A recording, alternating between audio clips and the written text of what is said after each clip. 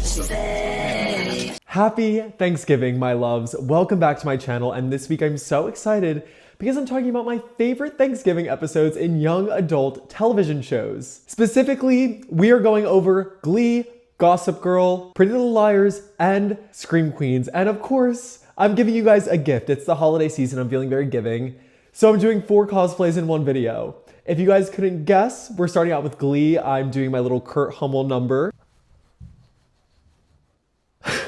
Because we are starting out by going over one of the most iconic Thanksgiving pieces of media we've ever gotten, the season 4 Thanksgiving episode of Glee, which gave us Turkey Lurkey Time, Let's Have a Kiki. It's Turkey Lurkey time, Tom Turkey ran away, but he just came home. I'm locking the doors tight for this episode. Lock the doors tight. Because it is so unbelievably good. This episode seriously has everything. A New Directions reunion, Sarah Jessica Parker, an unholy trinity performance at William McKinley High School, a drag queen dance break, Rachel and Kurt navigating New York and going through those hardships. It's really a perfect episode when you think about it. It used a formula that has worked so well for Glee historically, appealing to the misfits and the outcasts by having Rachel and Kurt stay in New York because they think that they will not get enough done going back to Lima, Ohio, which then finds them alone for Thanksgiving until Sarah Jessica Parker decides that she's coming over to crash their shindig. Watcha Say. But that turns into a drag queen extravaganza and an amazing performance. Let's have a kiki. I wanna have a kiki. Lock the doors tight. Let's have a kiki. Honey, it's turkey lurkey time. Tom Turkey ran away, but he just came home. They end up spending the night with their chosen family, which is beautiful in a way because, again, it's appealing to the misfits and outcasts that maybe can't go home for Thanksgiving, and Glee was really made for that group of people. While Kurt and Rachel are busy in New York City, we also get the rest of the New Directions coming back to William McKinley for a little reunion, and that is where we get the Unholy Trinity performance of Come See About Me. Come see about me. See about you, baby. Come see about me. Now, this is everything to me, but they literally put on a masterclass on how to be a little girl group to the New Directions, which is like Marley, Jake, Ryder, all those people, honestly, like IDGAF about them.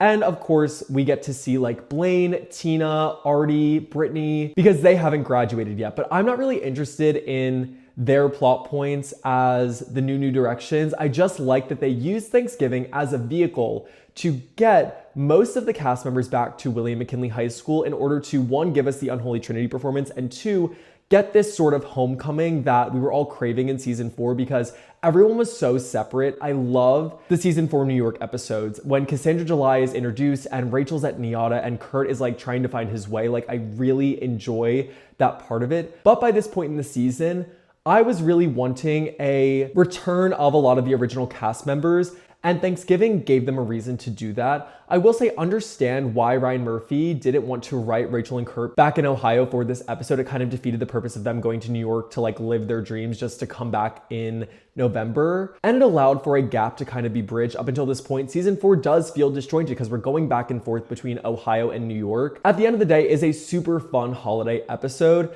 that gave us some iconic music, iconic performances, and gave us a way to see all of the characters we fell in love with for the first 3 seasons. In the canon of young adult Thanksgiving episodes, I wouldn't say this is the best out of all of the shows, but I think it's pretty solid and it does what it needs to do. However, a series that I find has been able to do Thanksgiving episodes justice every single time is Gossip Girl. And of course, I am dressed like the Queen Bee, Serena van der Woodsen. Dan, I have to go.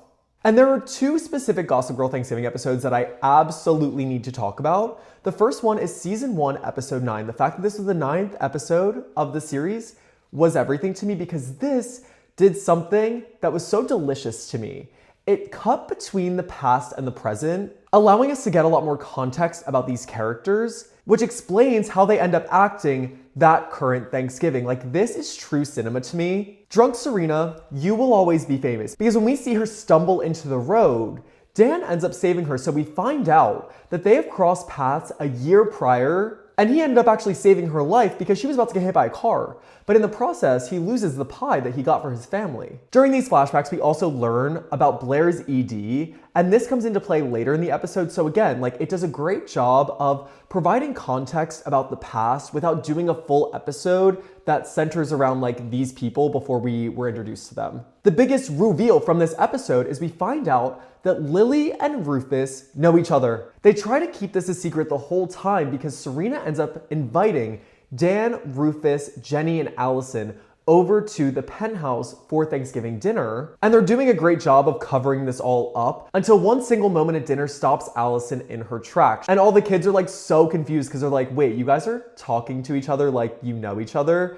And Rufus and Lily have to come clean to say, hey, BTW, like we were each other's first love and we used to date and we've actually known each other for like 20 years. I also always forget how much happens in this episode because we have the Nate and Howard subplot. This is post-arrest and Howard is out on bail, but he ODs in his study and Nate walks in and finds him and calls 911. Which another thing they use the flashbacks to do is show Howard engaging in shady business practices, which explains a little more in depth why he ended up getting arrested in the first place, because it's kind of like glossed over. Blair is also going through some home stuff and Serena is called over and ends up seeing Blair purge after a binge, which we wouldn't have understood the context of that had we not gotten that flashback from the Thanksgiving prior about Blair's ED. So when Serena ends up helping her and is familiar with like how to do so, it doesn't feel random. Like this does an expert job at blending the past and the present to provide us, the viewer,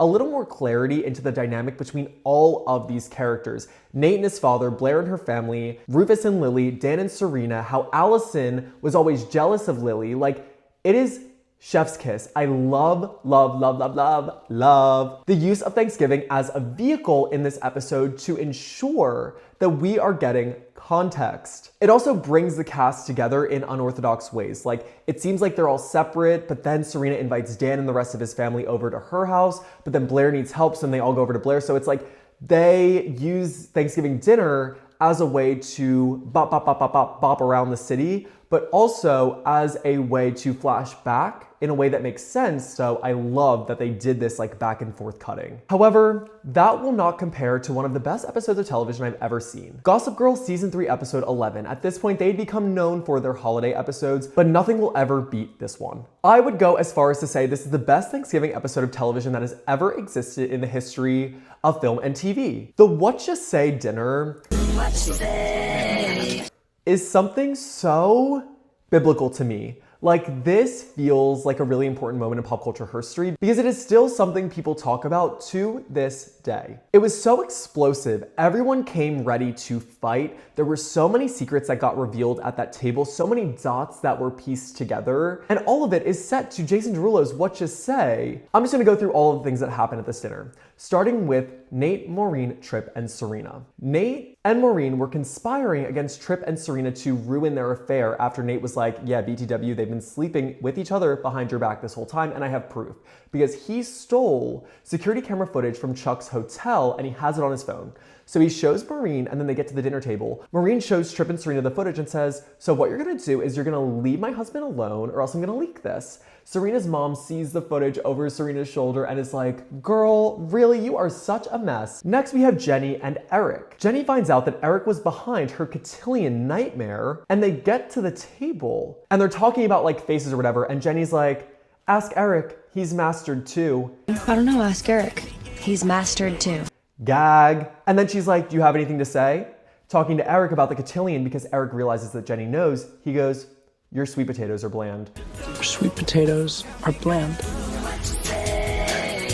Double gag. Cece also reveals to Rufus that Lily was lying to him about where she was over the summer because Cece's cancer was in remission, but Lily said that she was taking care of her. We as the audience know that Lily was seeing Dr. Vanderwoodson, but she's been lying to Rufus about it this entire time. Also, randomly, Blair thinks her mom is pregnant. So she's like shoving cheese in her face, she's making her drink wine, and she's like, you're gonna kill that baby if you keep drinking wine. And her mom's like, what are you talking about? And Blair's like, I thought you were pregnant. And she goes, no, I'm just moving to Paris. Biggest moving to Paris. Vanessa then also randomly gets mad at her mom because her mom like was kind of messy boots and was stirring the pot, but I literally hate Vanessa as a character, so whenever she does something, I'm like, okay, whatever, girl. So she snaps at her mom and then like gets up and walks away. And the blowback from this dinner, this all happens before they even touch the turkey. So everyone's like in shambles. Lily and Serena start fighting. Lily's like, well, if you don't end things with Trip, you need to get out of my house. She then goes downstairs and breaks up with Trip and says sorry to Maureen. Then Trip and her are talking later on and he's like, I'm gonna leave Maureen anyway. I would like to be with you and it's been you this whole time. So then she says, okay, I'm back on board. So then her and Trip run away on a trip together. Once Blair and her mom are talking about the Paris thing, Blair's like, wait, so then whose pregnancy test was in the trash can?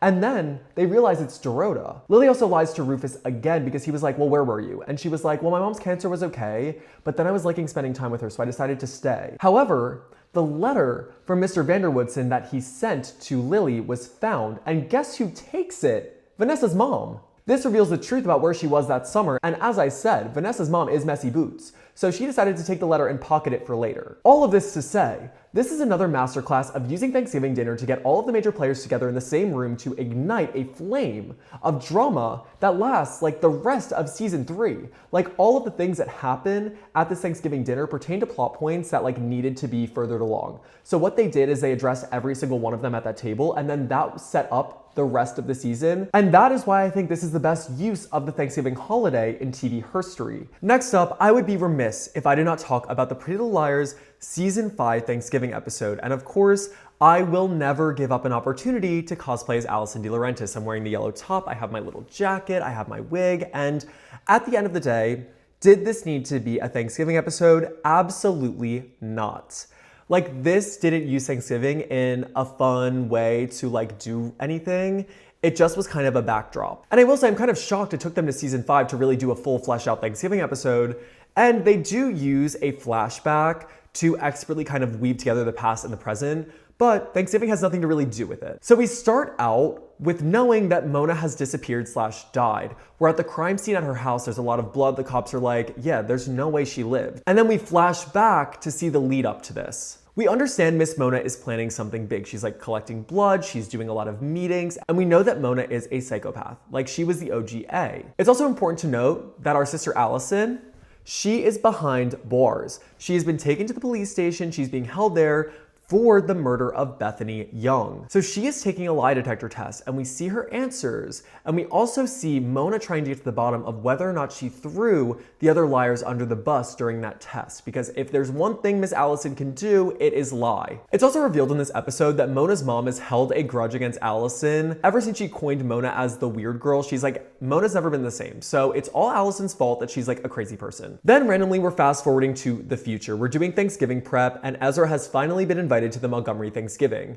I'm like, whatever. Also, the Arya and Ezra stuff I'm not even touching in this video. Then we get to Emily, Paige, and Hannah.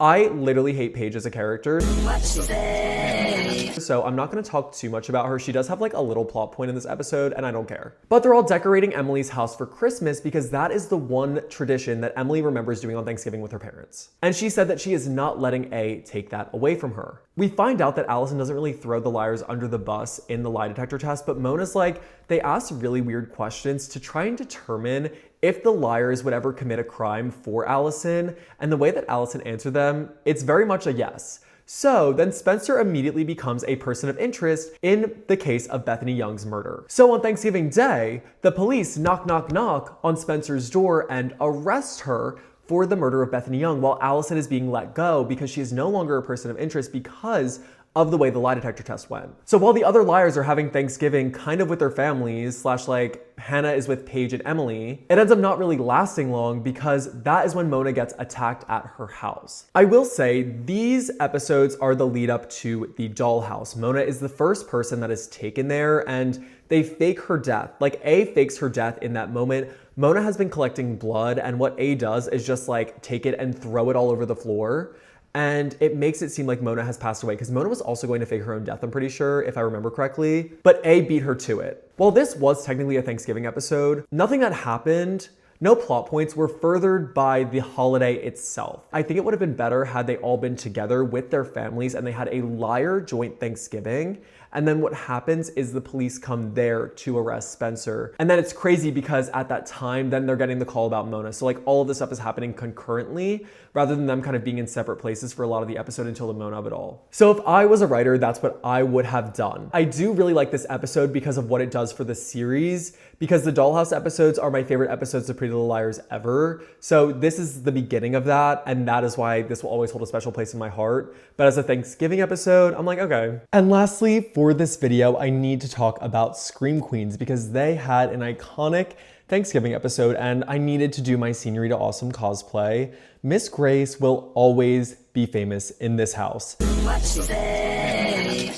Like, she is so cringy, she's so horrible, but this little newsboy hat and this pineapple collar is always going to be on hand for me when I need her. This episode does a good job of using Thanksgiving to get everyone around the same table to do a stunning reveal at the end of the episode. Everyone's holiday plans end up falling through, and it allows everyone to get together at Kappa House. Some of the characters ended up going home, like Chanel number 5, but then after her and her parents got into a fight, she came back. Zayday and Grace ended up staying and doing Thanksgiving at Kappa House because of the Red Devil killer, and that is when Dean Munch comes over. Chanel is at the Radwells for Thanksgiving for the first time, and the Radwells literally make fun of her while she's there, and we get a stunning guest appearance from Patrick Schwarzenegger in this episode. Hester also shows up at the door and says that she's Chad's sober coach, so the two of them are fighting over Chad, and it gets to the point where Chad's mom just makes fun of both of them. We also see Gigi talking to the 2 Red Devil killers, and they're having their own Thanksgiving, which reveals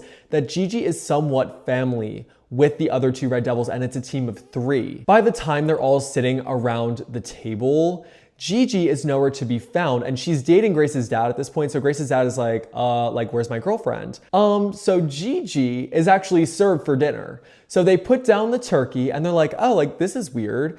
They lift up the lid. It's Gigi's head on a silver platter. Watcha Say. So that means that one of the 2 Red Devils did kill Gigi, and they turned on her, which is crazy work. But then it leads everyone to believe at the table that someone there did it, and someone is the Red Devil that was at Kappa House that night, which I loved because Gigi is kind of made out to be the mastermind of this plan. It was in the works for her for so long, but for the Red Devils to turn on her, she must have been really annoying, which she was.